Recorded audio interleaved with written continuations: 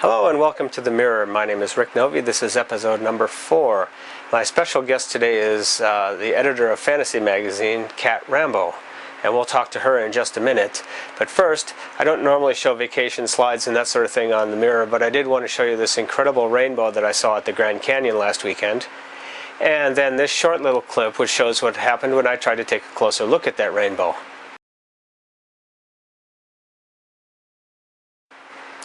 Well, as you can see, I'm all right. I've survived that dreadful fall, and I'm here trying to put out mirror number 4.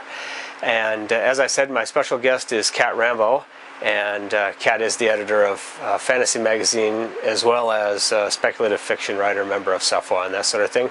Welcome, Cat. Nice to have you on the show. Hi, Rick. Thanks for asking me to be on your video cast. It's very cool to be here. I've enjoyed it so far. Well, the first and most obvious question I'm sure most people want to know the answer to is whether Cat Rambo is your real name. Yes, my name is Cat Rambo. It is my legal name.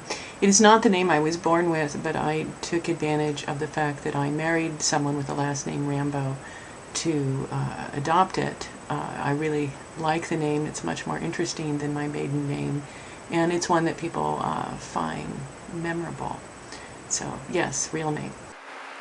Cat, you are the editor of Fantasy Magazine, one of the most prominent speculative fiction magazines out on the market today, and your rise to the top has happened fairly quickly. Could you tell us about how that came to be, and is the experience the same or maybe different from what you expected it to be?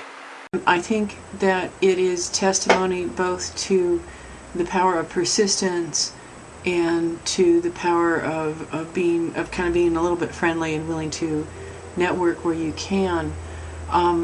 What happened was Fantasy Magazine was around as a print entity, and I was sending them stories, and Sean would bounce a story back with a kind of encouraging word, and I would send something else.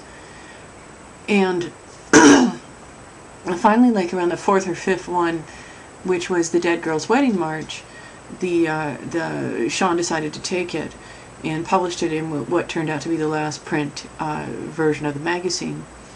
And I kept sending him stories, and he didn't take all of them, but he took Sugar for the Fantasy Magazine anthology, which came out the following year. And when Paul Jessup decided to leave, and Sean was... okay, so let me back up. So I went to World Fantasy that year, and I knew that Sean was in the dealer's room, and so I made a point of going up and saying hello and thanking him for publishing my fiction, because I appreciated it and appreciated the various nice things that he'd said, and generally kind of let him know that I was a reasonably pleasant human being to deal with. Okay. So then when Sean was looking for a fiction editor, my name was mentioned by a couple of people, and Sean knew me and knew that I was reasonably sane, or at least, put up a good pretense of that. And so he asked me if I wanted to become fiction editor, and I said sure, which I really enjoyed. I discovered, gems among the slush, and I've published, I think I was among the first to publish a number of writers who I think are going to go on and become rising stars of speculative fiction.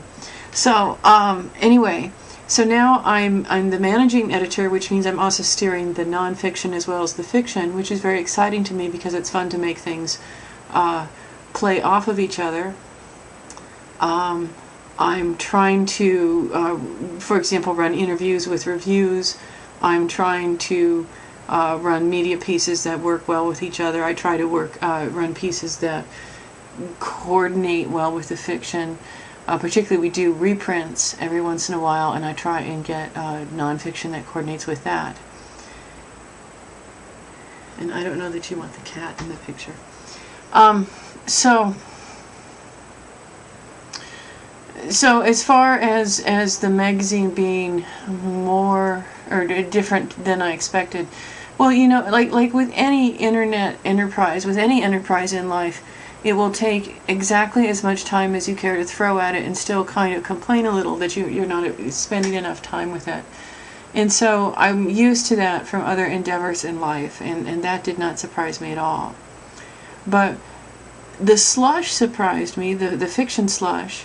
One of the slush readers and I have kind of a joke that the reading the slush will make you feel so much better about your own fiction. And the truth is not so much about your own fiction, but that you realize that if you are researching the magazine and calling the editors by name, if you are making sure that your submission fits within their guidelines, if it you know, it's the right sort of stuff for their magazine, you are so far ahead of the game, because there's so many crazy slush, so many crazy cover letters out there.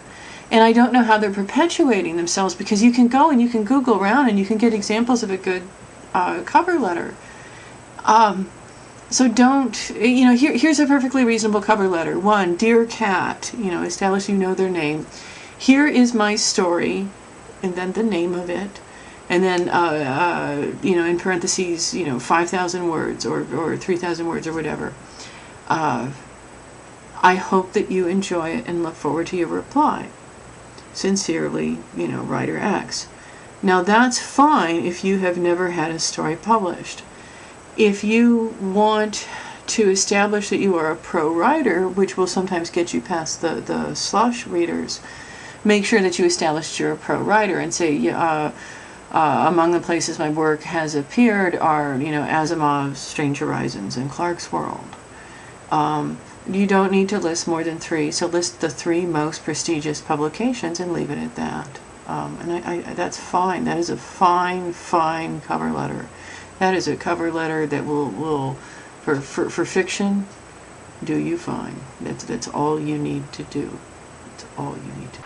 Over about the past 2 years, you seem to have discovered the secret of cracking the major speculative fiction markets. Is this something that you changed in your writing to take it to another level, or is it just really a matter of tenacity paying off? Can you talk about that a little bit? The question is, do I know the secret to breaking into genre magazines? Boy, I sure wish that I could say, yeah, if you include the words piñata or, you know, aubergine in a cover letter, you're set and gonna make a sale. But the fact of the matter is that's not true. I talked earlier about persistence and friendliness, and here, persistence is really important. I try to, when something gets rejected, send it back out as soon as possible. I try to get it back out within 48 hours, and sometimes I make that deadline, and sometimes I don't. But it's what, you know, it's what I shoot for. Writers have to have a hide like a rhinoceros, and at the same time remain humble and lovable. You know, so you have to be the world's, you know, most arrogant bastard, and at the same time be likable. And you have to, because there will be days, if you're being persistent and if you are writing, where you will get more than 1 rejection in the same day. You may get more than 2 or 3, you know, and it may just seem like the universe is crunching down on you. And you have to be able to go, okay, well, those stories weren't with the right editor at the right time. And you have to not feel as though you have offered up your soul unto the editor on a, you know, little paper platter, because that's not what's going on. Editors don't pick stories because it's not the right time, or because they just ran a story like that, or because that particular subject matter is a hard sell for them, so it has to be extra good. You know, there's so many reasons, and so you have to just be like, you know, okay, whatever, and go on. And at the same time, when people give you advice, listen to it, because often it's good. And usually, the shorter the advice, the better it is. It's those pithy little moments that maybe shed entirely new light on something that you've been, banging your head against for months. So, do your homework. And, particularly with an online magazine, there's no excuse for not having gone and looked at the fiction. I mean, come on. 3 minutes to look at one piece. That's fine. That's all you need to do. Go and look at the submissions when they're online. Or the submissions guidelines. Read the guidelines. As I have said, a simple and effective cover letter is your best ally. Make sure that your manuscript is not full of typos, particularly when nowadays we have spell checkers. We have all these add-ons. If you know a friend who is a good copy editor, love them and feed them pizza and make them, swear to be your, BFF forever, because they are worth their weight in aforementioned pizza. So break it into the genre magazines. Be persistent. Do your homework and write good stuff. Any advice is terrific, but don't spend so much time thinking about it that you're not writing, because the most important thing always, first and foremost, is to write. And, it may be that you have to kind of chain yourself to the desk and, bludgeon your soul into coughing up 250 words a day, but to, do it daily and be persistent about it. And people will say process differs, and there may be people who, cough up a single, dozen brilliant words onto the page, and that's lovely, but, I hope you're not one of those, because that's a very difficult existence. Sometimes the words that you force yourself to kind of hack up like a hairball onto the page may be terrible. That's okay. You're clearing, to extend a loathsome metaphor, you're clearing the passage for, good stuff to come up. So, be persistent. Don't spend too much time watching podcasts rather than writing. The important thing is to be writing, first and foremost. So, okay, that would be my little lecture on how to break in. That's how I broke in, by being persistent in writing and, doing my homework. So, there you go. My guest for episode number 1 of The Mirror was a gentleman named Lawrence M. Schoen, who, among other things, runs Paper Golem Press. He mentioned that you have a collection of short fiction coming out in the very near future. Can you tell us something about that, and what stories are you excited to see print in that collection? Yes, the collection is coming out from Paper Golem Press, and I'm very excited about it. It's coming out in August, and I will show it to you. Woo. It's called Eyes Like Sky and Coal and Moonlight. It is short stories. It is a wide variety of the fantasy stories that I've written, not the science fiction.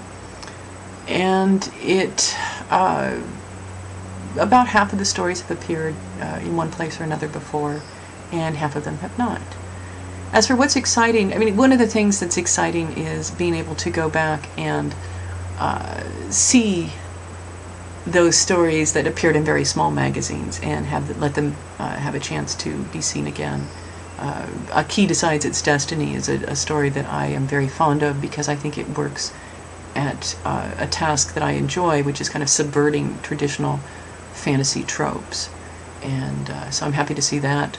I'm happy to see Narrative of the Life of a Beast, which is a story that will appear in an upcoming issue of Realms of Fantasy, and also the collection, and also is part of the novel that I've been working on. So that's kind of cool. I'm very excited actually about that piece. I'd be curious to see what people think of it. You're one of the minds behind the Armageddon Mud, which is one of the longest-running role-playing intensive muds on the internet. Could you explain to our viewers what is a mud, and why do you think Armageddon has lasted as long as it has? A MUD is a multi-user dungeon or multi-user domain, depending on who you ask. It is a text-based game. It is told purely in text rather than pictures. When you enter a room, you don't see a picture of the room. You see a paragraph of description that tells you what is in there and who is in there and that sort of thing. I've been working with Armageddon for about 2 decades.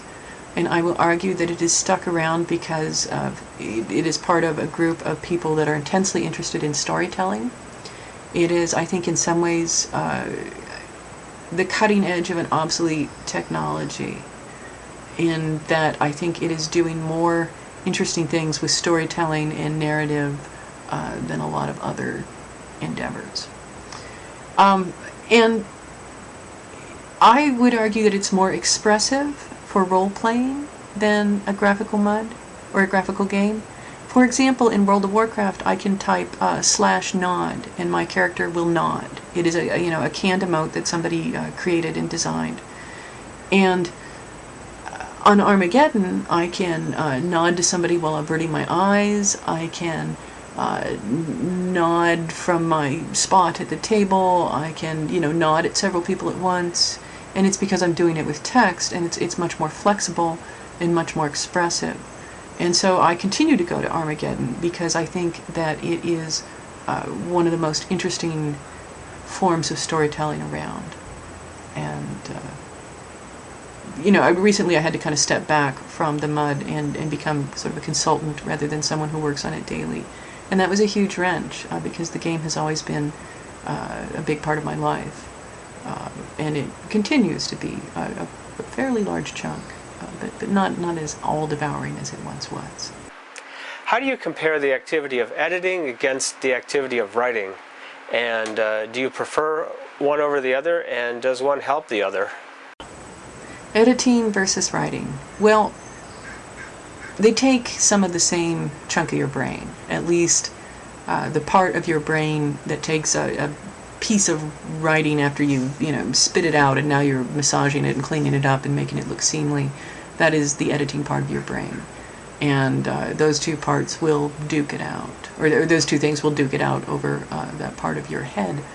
For me, I'm very much a writer first and an editor second. I'm a writer who happens to do some editing, and so I guard the writing time very jealously. I try to make specific points of the day where I don't think about editing.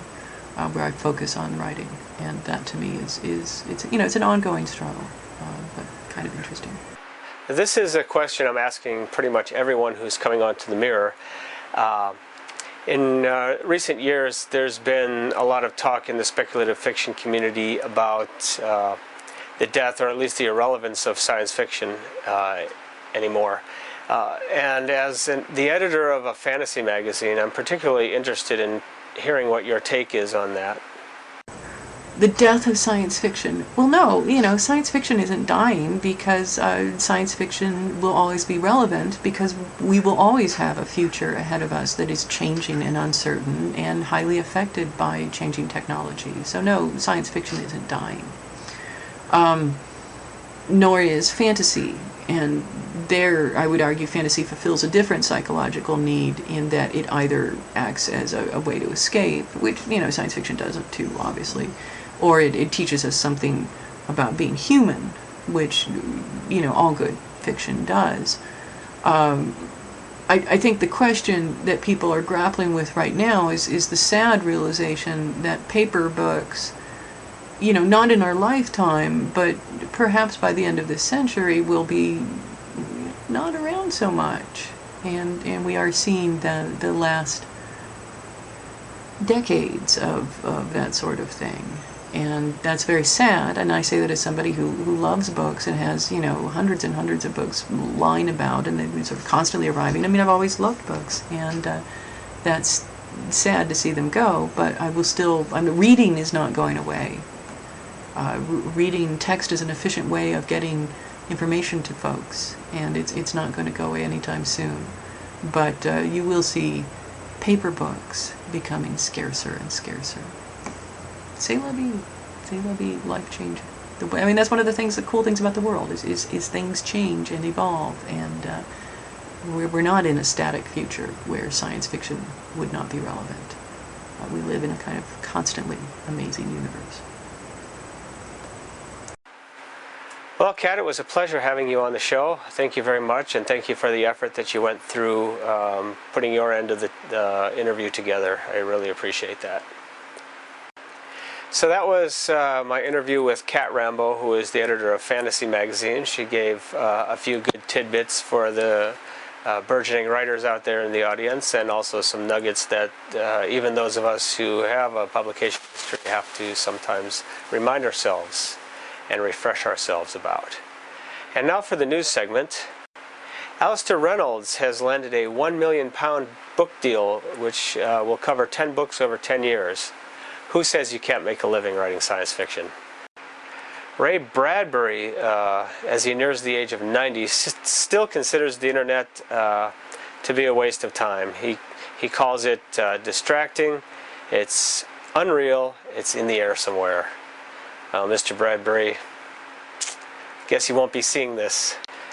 And finally, NASA's Lunar Reconnaissance Orbiter is now in orbit around the moon and sending back images. Didn't we do this 40 years ago? Okay, whatever. But the LRO does contain a microchip with over 1.6 million names. Is yours among them? I know mine is.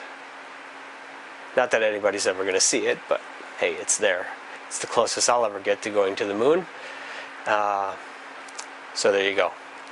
That has been episode number 4 of the Novy Mirror. If you are a speculative fiction personality and would like to appear on the Mirror, especially if you're going to be in the Phoenix area, please contact me at mirror@cactusrunvideo.com. If you